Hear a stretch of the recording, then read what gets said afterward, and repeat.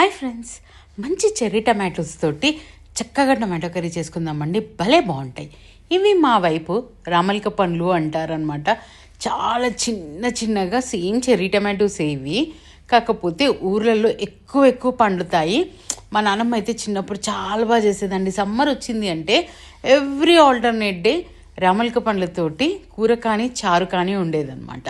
చాలా ఈజీగా చేసుకోవచ్చు. పాన్లో ఆయిల్ వేడయ్యాక ఆవాలు జీలకర్ర వేసి అవి కొంచెం చిట్లింది అనుకున్నాక పచ్చిమిర్చి కూడా యాడ్ చేద్దామండి. దీంతోపాటు ఉల్లిపాయలు, అల్లం వెల్లుల్లి పేస్ట్, కరివేపాకు కూడా యాడ్ చేయాలి. కొంచెం వేయించుకోవాలన్నమాట. ఎందుకంటే అల్లం వెల్లుల్లిపాయ పేస్ట్ కొంచెం పచ్చివాసన తొందరగా పోదు. తర్వాత ఒక్కొక్క పండుని తీసుకొని ఇలా 2 పీసెస్గా కట్ చేసుకుంటే సరిపోతుంది. కొంచెం పసుపు వేసుకొని గోలించుకున్నాక ఈ కట్ చేసుకున్న చెర్రీ టమాటోస్ని కూడా ఇందులోనే యాడ్ చేసుకుందాం. బాగా కలిపేసుకుందామండి.